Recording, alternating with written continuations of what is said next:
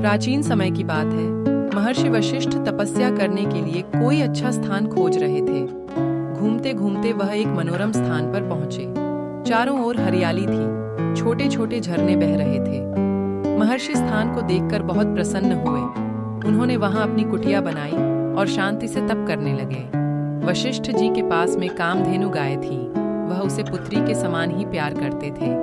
एक दिन अपने शिष्यों से उन्होंने कहा, कामधेनु का हमेशा ध्यान रखना। शिष्यों की सावधानी के बावजूद कामधेनु चढ़ते चढ़ते एक गड्ढे की तरफ निकल गई। अचानक उसका पैर फिसला, वह उस गड्ढे में गिर गई।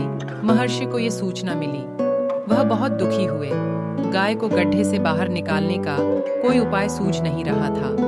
कुछ सोचकर वशिष्ठ जी ने सरस्वती नदी से मदद मांगने का निश्चय किया। उन दिनों सरस्वती उत्तर भारत की मुख्य नदी थी। सरस्वती नदी महर्षि की प्रार्थना को अस्वीकार कैसे कर सकती थी। नदी ने अपना प्रवाह बदल दिया।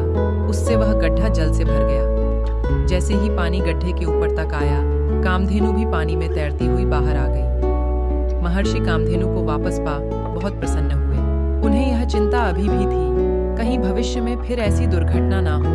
बहुत सोच समझकर महर्षि हिमालय के पास गए। बोले, हे पर्वतराज, मेरी कुटी के पास एक विशाल गड्ढा है। तुम मेरे साथ चलो, उस गड्ढे को हमेशा के लिए भर दो।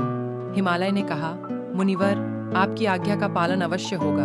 आप जानते हैं, मैं देवताओं की तपोभूमि हूँ, इसीलिए अपने स्थान से हट नहीं सकता। हाँ, मैं अपने बेटे नंदीवर्धन को उस गड्ढे को भर देने की आज्ञा देता हूँ। हिमालय के छोटे बेटे नंदीवर्धन का एक पांव बहुत समय से बेकार था। उसने हिमालय से कहा, पिताजी, मैं तो चल ही नहीं सकता, भला उस प्रदेश तक कैसे पहुंचूंगा। हिमालय ने मुस्कुराकर कहा, पुत्र, यहाँ अर्बुद नाम का एक नाग है जो बहुत बलिष्ठ है। तुम उस पर बैठ जाओ, वह तुम्हें महर्षि के प्रदेश तक पहुंचा देगा। नंदीवर्धन ने अपने पिता को नमस्कार किया और अर्बुद नाग पर बैठ गया। अर्बुद नाग ने उसे जल्दी ही गड्ढे के पास पहुंचा दिया। नंदीवर्धन उस गड्ढे में बैठ गया। उसके विशाल शरीर से गड्ढा तो पूरी तरह भरा ही भूमि के ऊपर भी एक ऊंचा सा पर्वत उभर आया।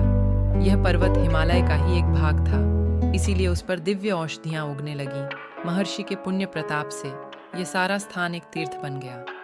नंदीवर्धन को यहाँ तक लाने वाले अर्बुद के नाम पर यह प्रदेश अर्बुद प्रदेश कहलाया।